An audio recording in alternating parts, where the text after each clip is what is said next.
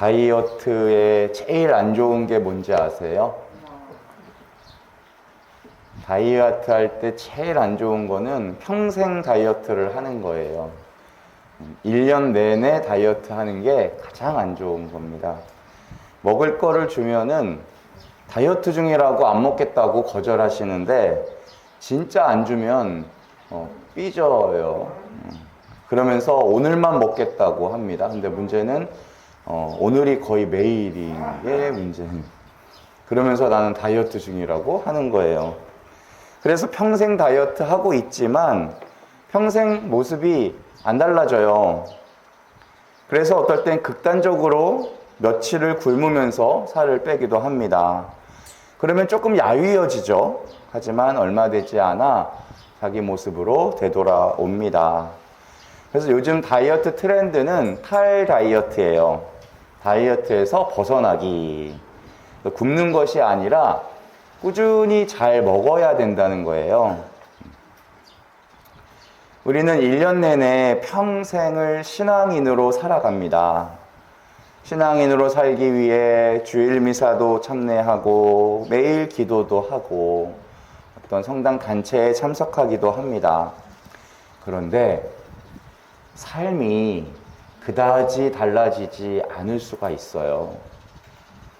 평생을 신앙인으로 살아가고는 있지만 신앙생활 그것이 습관화가 되고 일상화가 되어서 변하는 게 별로 없다.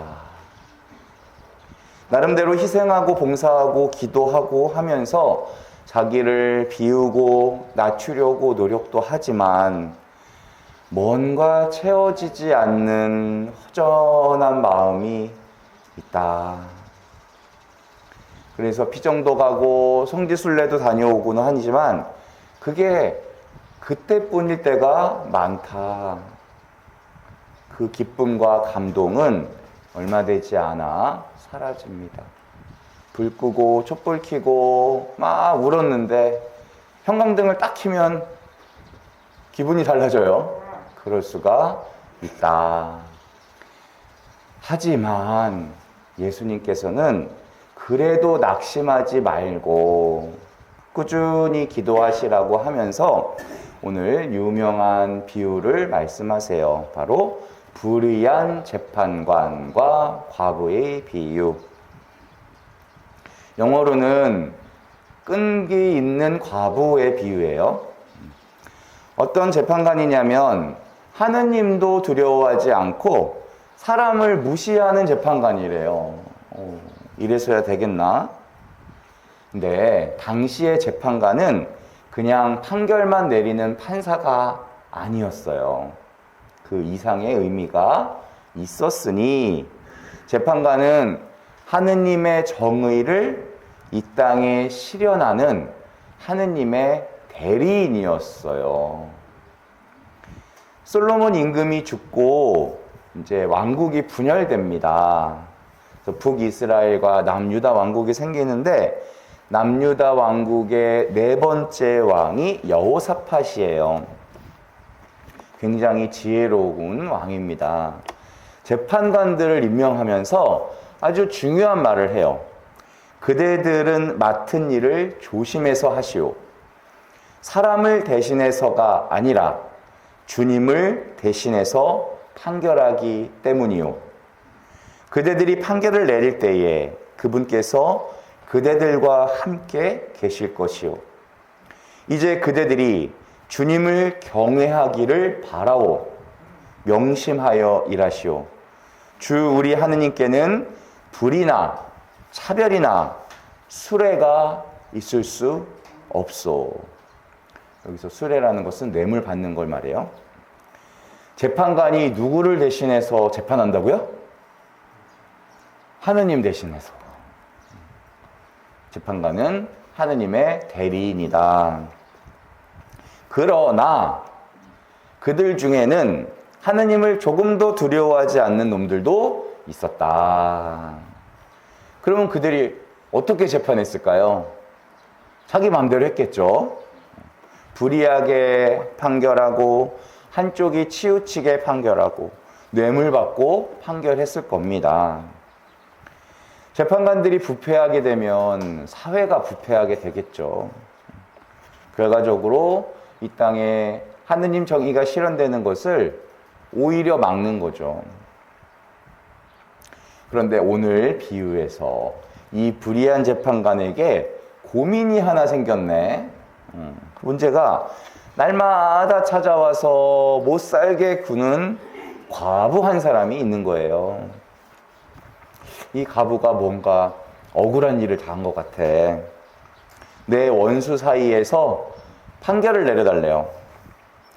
뭔지 남편의 죽음과 뭔가 연관이 있을까? 성경은 구체적으로 그게 뭔지는 말 안 해요. 여기서 올바른 판결을 내려주십시오 이 말을 그리스어 ekdikeo 이 말은 복수하다라는 말 뜻도 있어요. 잘못된 것을 바로잡다라는 뜻도 있습니다. 이렇게 과부는 자기 이득을 좀 더 챙겨달라고 청한 것이 아니라 불의한 것을 청한 것이 아니라 억울하게 당한 자기를 대신해서 이 모든 걸 좀 올바로 잡아달라라고 청한 거라고 볼 수 있어요.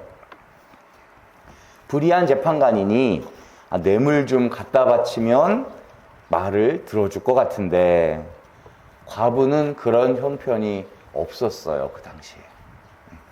그럼 자주자주 쫓아가서 괴롭히는 방법밖에는 없었어요.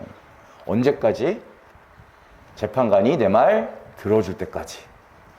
그래서 어떻게 됐죠? 끈질긴 노력으로 결국 원한을 풀게 되었다라는 해피엔딩입니다. 여기까지가 서론이에요. 서론. 자, 중요한 말씀은 이제부터 시작돼요. 하느님께서 당신께 선택된 이들이 밤낮으로 부르짖는데 그들에게 올바른 판결을 내려주지 않으신 채 그들을 두고 미적거리시겠느냐. 히라버 원문으로 보면 여기에 되게 중요한 단어가 번역에는 빠져 있는데 바로 하물며예요. 그들도 판결을 올바로 내리는데 하물며 하느님께서는 그렇게 하지 않으시겠냐. 이것은 하느님과 그들을 비교하는 단어입니다. 불의한 재판관도 결국엔 했는데 하물며 의로우신 하느님께서 당연히 하신다는 것이죠.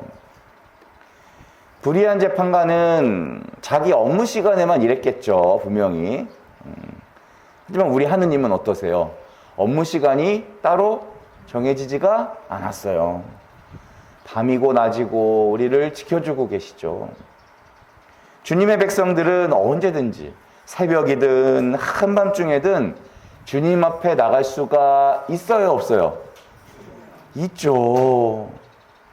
매일 칼퇴근하는 불의한 재판관도 들어줬는데 하물며 우리를 위해서 하루 온종일 순간순간 일하고 계시는 하느님께서 들어주실까요? 하느님께서 안 들어주실까요? 네? 하느님께서 들어주시겠죠. 그게 당연하다는 사실을 믿으셔야 됩니다. 이스라엘을 지키시는 분께선 졸지도 잠들지도 아니하신다. 우리가 기도할 때 우리의 관심은 주로 기도의 응답에 있어요. 하느님이 내 기도에 응답하실까? 어떻게 응답하실까? 제일 중요한 거는요, 언제 응답하실까? 매일 이 생각을 해요. 근데 기도에서 정말 중요한 것은 하느님의 응답만이 아니라 그 반대, 우리의 응답이에요. 나는 하느님께 어떻게 응답하고 있는가? 나는 하느님의 부르심에 그분의 뜻에 어떻게 응답하고 있는가? 하느님께서 우리에게 믿음을 요구하실 때 어떻게 응답하고 계십니까? 하느님의 응답을 의심하지 마시고 여러분의 응답을 좀 의심해 보셨으면 좋겠어요. 하느님의 응답은 확실합니다.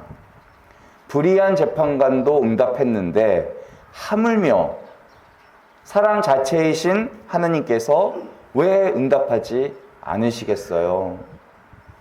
하느님의 응답을 그만 의심하시고 여러분의 응답이 하느님을 향하고 있는지 점검하시고 확인하시길 바랍니다. 주님이 여러분에게 믿음을 찾으실 때 주님 여기 있습니다. 보잘것없는 믿음이지만 아주 부스러기 같은 믿음이지만 이거라도 받아주세요. 하느님께서는 우리에게 필요한 것들을 지체 없이 주시는데 정작 우리는 그걸 왜 못 받고 있는가?